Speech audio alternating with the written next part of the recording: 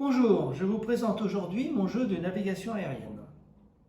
Cher geek, vous qui saturez de ces 1000 jeux stressants où il faut gérer des ressources, des points de force compliqués, venez vous poser dans un grand jeu qu'on garde toute une vie et qu'on ressort régulièrement. Je sais de quoi je parle, c'est ce que je fais avec mes amis et ma famille. De plus, ce jeu fait l'unanimité. Petits, grands, hommes, femmes de tout milieu et reçoit toujours des avis élogieux en festival ou club de jeu. Je ne dis pas ça par prétention, c'est une constatation. D'autant que j'ai des avis beaucoup plus partagés sur mes autres jeux. Les seuls qui refusent d'y jouer sont les éditeurs et personne ne sait pourquoi. Non, je rigole. C'est tout à fait leur droit, ça ne pose pas de problème. Venons-en maintenant aux choses sérieuses. Chaque joueur dirige la compagnie de transport aérien de sa couleur. Le but est simple, le premier à 4 milliards l'emporte. Mais vous allez voir que ce n'est pas aussi simple qu'il n'y paraît.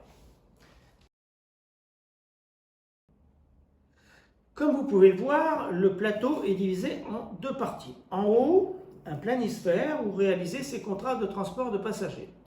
En bas, un circuit de cases où on va quand on n'a pas de contrat.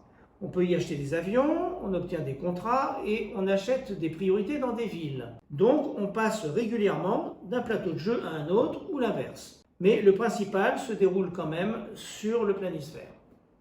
Le planisphère, il est composé de continents de couleurs différentes, rouge, blanc, noir, jaune, etc. Chaque continent a 3 villes. 1, 2, 3, 1, 2, 3, 1, 2, 3, bon, etc. Les villes sont reliées par 3 types de lignes. Des lignes intérieures, des lignes courtes ou des longues lignes. Évidemment, le trajet en kérosène augmente proportionnellement. Chaque ville délivre des priorités qu'on achète sur le circuit. Celui qui arrive dans une ville qui n'a pas la priorité doit payer une indemnité à ceux qui l'ont, ce qui est assez logique. Et cette priorité, évidemment, augmente avec la taille de l'avion. Le contrat. Le contrat s'obtient sur le circuit. On tire une carte. La carte indique 2 villes. Là, en l'occurrence, la première ville, c'est Johannesburg, qui est ici. C'est là où on doit chercher les passagers. Ensuite, la deuxième ville, c'est là où on devra les déposer à la fin. Mais on ne peut faire qu'une seule escale par tour. Alors là, par exemple, on pourra faire 1, ensuite 2, ensuite 3. Mais on peut aussi faire 1, 2, 3, 4, si jamais là, c'est trop cher. Chacun choisit l'itinéraire qu'il veut, mais ça, bon, on y reviendra plus tard.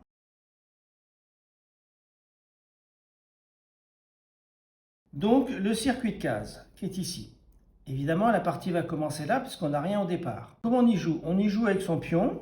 Donc là, c'est le pion de chaque couleur. Et avec le dé. On avance selon le dé et sur la case où on s'arrête, on se conforme aux instructions de la case. On va commencer par le jaune. Le jaune jette le dé.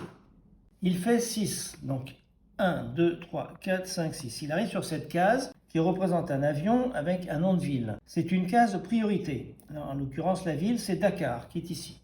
Donc là, il peut en acheter une s'il en reste en vente. Il se trouve qu'il en reste une en vente.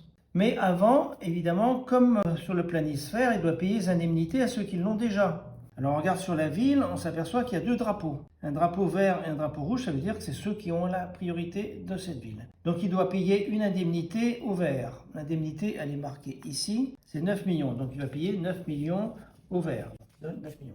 Et il va payer aussi une indemnité au rouge. Donc il paye 9 millions au rouge. Voilà. Ensuite, il va pouvoir l'acheter. Elle vaut 18 millions. Donc il va payer 18 millions. Il va récupérer sa carte priorité à Dakar. Il met donc un drapeau de sa couleur sur la ville. Donc là, en l'occurrence, il va mettre le jaune. Maintenant, il n'a plus en vente. Imaginons que le joueur suivant, c'est-à-dire le bleu, joue. Donc il fasse 4. 1, 2, 3, 4. Il tombe sur Dakar. Dans ce cas-là, il ne peut plus l'acheter parce qu'il n'y en a plus en vente. Par contre, il devra payer quand même l'indemnité au vert, au jaune et au rouge.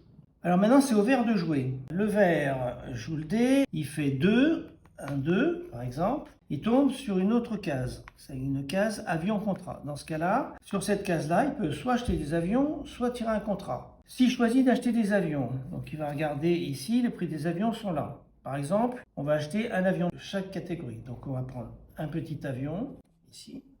Je vais mettre sur Dakar, par exemple. Je vais mettre un gros avion ici et une aile volante ici. Donc ce qui lui fera en tout 10 plus 50 plus 100, ça fait 160 millions. En vérité, ça ne se passe pas tout à fait comme ça parce que normalement on les achète progressivement. Et là c'est pour l'exemple. Il achète ses avions là-dessus et puis après il va continuer, etc. Si par exemple il avait déjà ses avions et qu'il préfère prendre un contrat, à ce moment-là, il tire une carte contrat. Le tour suivant, il jouera sur le planisphère, on y reviendra. On va aller un petit peu plus loin. Les joueurs ont récupéré beaucoup plus de cartes priorité. Imaginons que ça soit au rouge de jouer. Le rouge, il fait 3. Donc il avance de 3, 1, 2, 3. Il tombe sur délit. Or, il se trouve que le rouge, il a déjà 6 cartes priorité. 1, 2, 3, 4, 5, 6. Il va acquérir délit. Ça va lui faire sa 7e. Donc il prend la carte priorité de délit. Il la rajoute ici. On va la mettre là. C'est bien de chevaucher les priorités comme ça. On peut voir les villes avec le prix de l'indemnité. Il met son drapeau sur délit. Et là, en tout, il en a 7. 1, 2, 3, 4, 5, 6, 7. Quand on a 7 priorités, on gagne une carte continent. Alors, qu'est-ce que c'est une carte continent? C'est une carte qui va permettre de doubler les indemnités des villes de ce continent. Là, en l'occurrence, il a 2 priorités dans les vertes. Il va peut-être prendre la carte continent. Les vertes, c'est la carte de l'Extrême-Orient. On la met dessus et chaque fois que quelqu'un tombera chez lui, il devra doubler le prix de son indemnité. Et pareil, quand on fait un contrat avec des avions, ce sera la même chose. Là, maintenant, ça va être au jaune de jouer. Le jaune, par exemple, s'il fait 1, 2, 3, il tombera à Hong Kong chez le rouge. Et le jaune n'a pas le drapeau Hong Kong, il sera obligé de payer non pas 7 millions d'indemnités, mais 14 millions. Et si c'est en gros avion, par exemple, ça sera x5 et en aile volante x10. Donc là, ça commence à devenir très cher. Là, le jaune, finalement, il ne fait pas 3, il fait 1. Le dé, il tombe sur Nairobi. Il a déjà Dakar et Johannesburg, donc c'est en Afrique. Ça va l'arranger d'avoir toute l'Afrique. Donc il va acheter Nairobi, donc je mets déjà son drapeau. On va lui donner la carte priorité de Nairobi. Et là, il a toutes les cartes de l'Afrique. Dans ce cas-là, il récupère directement la carte continent de l'Afrique. Et là, c'est très intéressant parce que là, il va doubler les prix de ces 3 villes à la fois. Et chaque fois que quelqu'un tombera chez lui, il sera obligé de payer le double du prix. L'acquisition de priorité est une sorte d'arrêt à contrôle présentant le gros avantage de s'enrichir en faisant payer les adversaires. C'est quand même intéressant. Mais rester trop longtemps sur le circuit pour en avoir le plus possible fait perdre du temps par rapport aux autres. Parce que les autres, pendant ce temps-là, ils vont faire des contrats. Et pour gagner la partie, il faut avoir roulé au moins une fois en petit avion, au moins une fois en gros avion et au moins une fois en aile volante. Ce qui fait que si on a pris trop de retard au début, ça va être très difficile de le rattraper par la suite. Mais bon, chacun adapte sa stratégie comme il veut. Il y en a qui préfèrent avoir plus de priorité, il y en a qui préfèrent partir tout de suite et quitte à payer plus cher à la fin. Ça, c'est chacun selon ce qu'il a envie de faire. On en arrive à la question que tout le monde se pose. Comment se déroule le contrat ? Alors notons que le joueur n'est pas obligé de l'accepter. S'il estime que c'est trop cher, là, il refuse et il en prendra un plus tard. Alors prenons un exemple concret. Le rouge va accepter le contrat précédent qui était Johannesburg-Mexico. Il amène un de ses avions à Johannesburg, qui est ici, où il va prendre ses passagers. Il devra les déposer à Mexico, mais il n'a le droit qu'à une seule escale par tour. D'abord, première chose, il va essayer de voir le chemin le plus court. Alors je vais mettre des petites pastilles pour l'illustrer. Le plus court, ça serait d'aller déjà à Buenos Aires, ensuite à Lima, et en dernier à Mexico. Une fois qu'il a vu le plus court, parce que là ça fait une distance de plus, il va donc commencer par dire je vais de Johannesburg à Buenos Aires. C'est une longue ligne, il va être obligé de payer le kérosène. Première chose, il regarde sur le tableau du prix du kérosène. Là il a un petit avion et une ligne longue, ça va lui coûter 3 millions. Donc il paye 3 millions à la banque pour payer le kérosène. Le kérosène, il a fait le plein, c'est bon, il peut partir. À ce moment-là, il tire une carte vol. La carte vol va décrire ce qui va se passer pendant son trajet. Il tire une première carte ici. Dans ce cas-là, il gagne 50 millions. La banque lui offre 50 millions, ça va, c'est une bonne carte. Une fois que sa carte est tirée, qu'il ne s'est rien passé, il déplace son avion et il arrive à Buenos Aires. À Buenos Aires, malheureusement, il y a 2 drapeaux, couleur qui n'est pas la sienne, donc il est obligé de payer les indemnités. Là, les indemnités, c'est 11 millions, donc il va payer 11 millions chacun. Le premier, c'est le bleu, ici, donc il paye 11 millions. Le deuxième, c'est le vert, il paye 11 millions. Le coup suivant, il sera obligé d'aller à Lima, il sera obligé de payer au jaune, et puis après, il arrivera à Mexico. À Mexico, il touchera la somme indiquée, c'est 180 millions. Voilà, mais les cartes vol ne sont pas tout aussi favorables. Par exemple, quand il est à Buenos Aires, il tire une carte, c'est cette carte-là, va l'empêcher d'aller à Lima, parce qu'il voulait aller à Lima. Et en fait, il doit demander à un adversaire de choisir la ligne qu'il va utiliser. L'adversaire va l'emmener à Rio. Pourquoi ? Parce qu'évidemment, il va être obligé de payer aux 3 autres couleurs.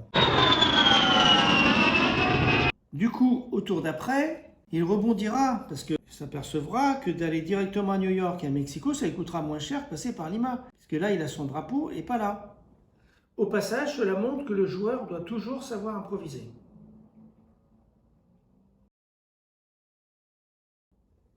On le voit, le déplacement sur le planisphère est toujours tactique. Il faut chaque fois trouver la meilleure solution pour choisir ses trajets, entre le prix du kérosène, les indemnités ou les cartes qui vous déroutent.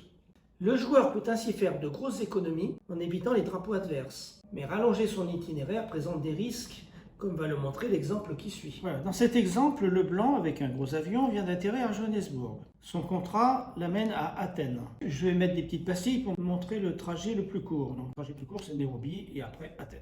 Et là, Nairobi, c'est un peu cher, parce que là, c'est 13 millions multiplié par 5, parce que c'est un gros avion, et le tout x2, parce qu'il faut payer à la fois le rouge et le vert. Donc, ça va lui faire en tout 130 millions. Finalement, pour économiser, il va changer de route. Il va passer par Dakar, ensuite Londres-Paris et Athènes. Donc, je vais mettre des pastilles jaunes pour montrer. Donc, il va faire ça, ensuite ça et ensuite ça. Parce que là, l'avantage, c'est que Dakar, c'est beaucoup moins cher, ça va lui coûter que 45 millions, et Londres-Paris, il a son drapeau. En contrepartie, au lieu de le faire en 2 escales, il va le faire en 3 escales. 1, 2, 3. Et quand on rajoute des escales, on prend des sacrés risques. Et malheureusement, à Londres-Paris, il tire une mauvaise carte. En fait, cette carte, c'est grosso modo les oiseaux qui rentrent dans le réacteur prend feu, et finalement l'avion, il s'écrase. Il perd son avion, il perd son contrat, et grosso modo, il a tout perdu.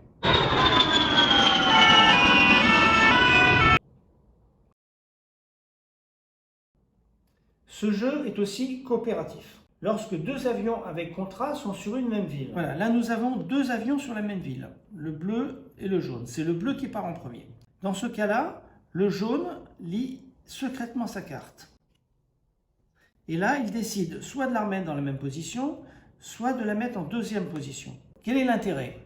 L'intérêt, c'est d'enlever une bonne carte à son adversaire et de lui laisser la mauvaise qui était en 2e position. Ou alors, d'enlever la mauvaise, de la mettre en 2e position, de telle sorte que le joueur suivant va la tirer. On va voir un exemple plus concret qui se déroule en fin de partie, qui va illustrer cela.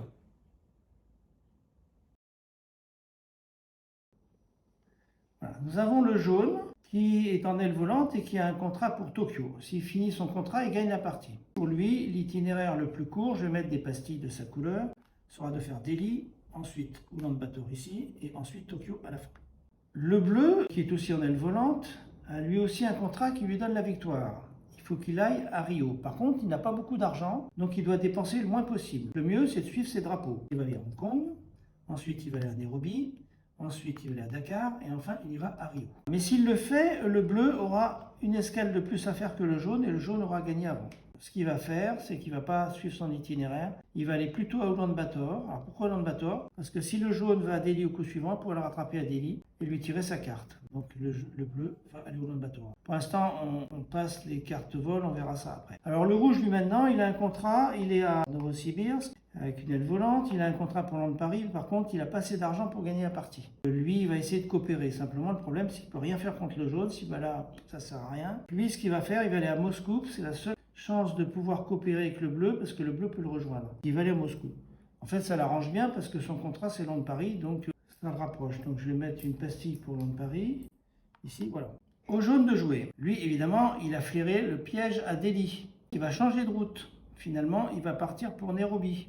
Comme ça, il pourra échapper au bleu. Donc, il va aller là, ici, et du coup, après, il n'aura plus qu'à faire Hong Kong, ici, et Tokyo, ce qui, en fait, ne va pas lui rallonger ses itinéraires. Contre le jaune, le bleu a alors 2 solutions. Soit il va à Tokyo, puisque le jaune ira à Hong Kong, il le rejoindra à Hong Kong, il pourra tirer sa carte. Soit il va coopérer avec le rouge en allant à Moscou. Et comme ça, il pourra tirer la carte du rouge, la mettre dessous et la garder pour le jaune. Et c'est ce qu'il va choisir comme solution parce qu'il vaut mieux être toujours avec celui avec qui on coopère. C'est ce qu'il fait. Il va à Moscou, il rejoint le rouge. Et en plus, ça le rapproche de son contrat, puisque son contrat, c'est ici. Donc en fait, lui, il va prendre ces pastilles-là, et il aura Londres-Paris, ensuite Dakar et Rio. Alors le rouge maintenant. Le bleu va lire secrètement sa carte. Donc il lit sa carte, il dit à personne ce que c'est, et il la met dessous, de telle sorte que c'est le jaune qui la tirera. Le rouge tire la carte suivante. Bon, c'est une bonne carte qui rapporte 40 millions, il va gagner 40 millions. Et le rouge, il va à Londres-Paris, c'était son contrat. Il finit son contrat, il gagne 1,6 milliard. C'est quand même une somme intéressante. Pas suffisante pour gagner, mais par contre, là, il devient à peu près à égalité avec les autres. On se retrouve avec 3 milliards. Je rappelle que la partie, c'est en 4 milliards. Il a fini son contrat, il rend son contrat, il en reprend un autre. Voilà. Il prend un contrat qui est Londres-Paris-Jakarta. Là, l'intérêt, c'est qu'il est déjà sur l'On de Paris, donc sa première ville est faite. Donc c'est quand même intéressant. Et puis du coup, maintenant, s'il finit son contrat, il peut aussi gagner la partie, comme les autres. Alors maintenant, au jaune. Le jaune, il tire la carte que lui a laissé le bleu. Maintenant, tout le monde va savoir. C'est une carte où il y a une grève. Il ne peut plus aller sur les villes où il y a ses drapeaux. Donc il est là, il voudrait aller ici, mais il ne peut pas. Il y a son drapeau, là il ne peut pas non plus. Là il ne peut pas non plus. Il est obligé d'aller là. Il se retrouve là. Voilà, ça va le rallonger. Il doit être obligé de faire une étape de plus. Je la remets dessous. Finalement, il est à 3 distances, le bleu est à 3 distances, finalement c'est le bleu qui est en position de gagner, parce qu'il a gagné une étape par rapport au jaune. Donc lui, il va faire son contrat maintenant, c'est bon, il a quasiment gagné, donc il en avance sur tout le monde. Le bleu tire sa carte. Ah, là malheureusement, il a un circuit d'attente, il ne peut se poser que sur une ville où il n'y a pas d'avion. Là, il ne peut pas y aller, là, il y a l'avion rouge, il ne peut pas y aller non plus. Là, il ne peut pas y aller, finalement, la seule ville où il peut aller, c'est là. Donc il se retrouve à Novosibirsk. Alors du coup, lui aussi c'est pareil, il se retrouve à une liaison de plus. Alors c'est au rouge de jouer. Le rouge maintenant, c'est lui qui est en position de force, parce que les autres sont reculés, et lui il va à Jakarta, il va pouvoir arriver avant les autres.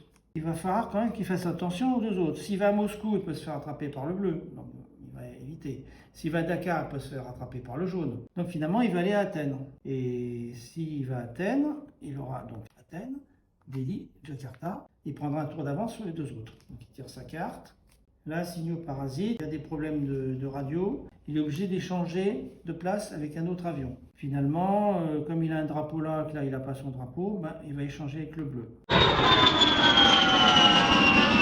Ça le rapproche. Le prochain coup, il a une liaison directe pour sa ville d'arrivée. S'il le fait, il a gagné. Le bleu ne peut rien contre lui. Le jaune ne peut plus rien contre lui. Ils ne peuvent pas se rejoindre tous les deux. Sauf accident, le rouge a gagné la partie. Ce que nous venons de voir, c'est qu'en fait, il peut y avoir de nombreux rebondissements, et souvent du suspense en fin de partie.